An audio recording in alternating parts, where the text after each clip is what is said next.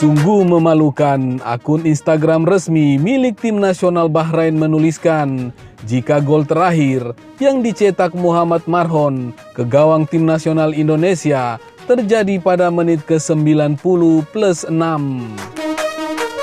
Bahrain National Stadium menjadi saksi duel sengit kedua tim dalam lanjutan putaran ketiga kualifikasi Piala Dunia 2026 zona Asia. Tim tuan rumah lebih dulu unggul lewat Mohamed Marhon lewat tendangan bebas pada menit ke-15. Ragnar Oratmangun mencetak gol balasan pada menit ke-45 plus 3 dan memaksa babak pertama berakhir dengan skor 1-1. Selanjutnya, Indonesia unggul lewat gol Rafal Struijk pada menit ke-74. Kondisi ini bertahan hingga menit ke-90 dan laga diberikan tambahan waktu 6 menit. Masuk menit ke-90 plus 6, skor 1-2 untuk skuad Garuda bertahan dan kondisi ini membuat mereka tinggal menunggu detik-detik akhir kemenangan. Namun, dengan tanpa alasan, wasit Ahmed Abu Bakar Al-Kaf asal Oman melanjutkan dan baru mengakhiri pertandingan pada menit ke-90 plus 9. Tepatnya setelah Marhon mencetak gol dan selesai melakukan selebrasi. Data-data tersebut terekam jelas di website resmi FIFA dan bisa diakses oleh publik. Tentunya 3 menit tambahan tersebut menjadi sorotan karena tidak ada alasan spesifik yang membuat pertandingan harus berjalan lebih lama. Menariknya, laman resmi Instagram Timnas Bahrain yakni @BahrainNT memberikan fakta berbeda. Mereka menilai bahwa gol kedua Mohamed Marhon terjadi pada menit ke-90 plus 6. Alasan tersebut dipilih karena sesuai dengan tambahan waktu yang diberikan. Pasca pertandingan, unggahan tersebut sempat ramai, terutama dari netizen Indonesia yang protes. Namun kemudian kolom komentar tersebut sudah ditutupi meski unggahan tersebut masih ada. Sementara itu, pelatih timnas Indonesia Sintayong bereaksi keras usai ditahan imbang Bahrain 2-2. Pasca laga, pelatih asal Korea tersebut mengatakan kalau kedua tim, Bahrain dan Indonesia, melakukan yang terbaik sampai peluit panjang akhir laga oleh wasit.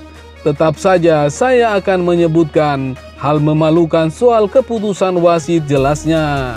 Dia mengatakan jika AFC mau berkembang, keputusan wasit juga harus ditingkatkan. Sintayong juga menyebut keputusan wasit dalam laga ini bias. Hal ini yang membuat para pemain timnas Indonesia marah-marah di akhir laga. Dalam suatu momen, salah satu bek timnas Indonesia, Sain Patinama, terlibat keributan dengan para pemain dan staf Bahrain. Namun, aksi Sain tidak berlanjut usai ditahan asisten pelatih timnas Indonesia, Kim Bong-so. Jika semua orang melihat laga ini, mungkin Anda mengerti mengapa pemain kami marah, kata Sintayong. Dia mengatakan seharusnya tambahan waktu hanya sampai 6 menit, tapi laga sampai lebih dari 9 menit. Semua keputusan wasit bias. Ketika kami melakukan pelanggaran, semua pemain berteriak minta free kick. PSSI kabarnya akan melayangkan protes ke AFC dan FIFA soal wasit kontroversial ini. Kami sangat kecewa dengan kepemimpinan wasit, kata Exco PSSI Arya Sinulinga. Dia seperti menambah waktu sampai Bahrain menciptakan gol. Ya, kami akan kirim surat protes, tambahnya.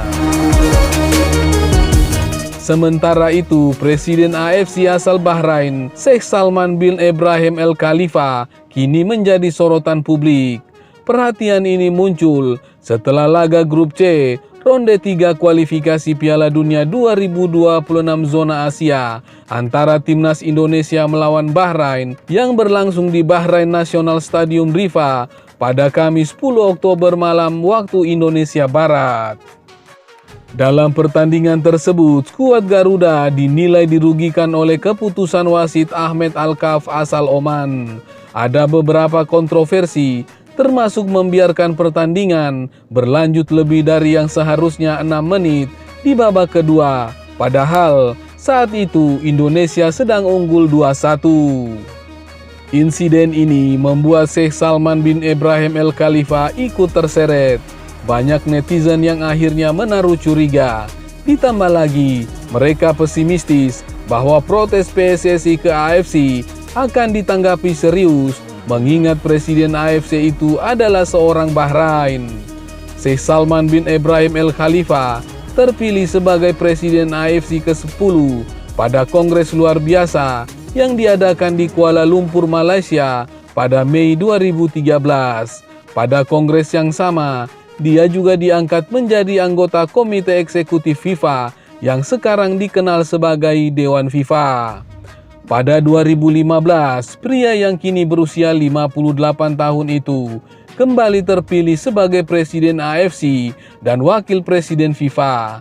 Dia kemudian terpilih lagi untuk kedua posisi tersebut pada pemilihan ulang di tahun 2019.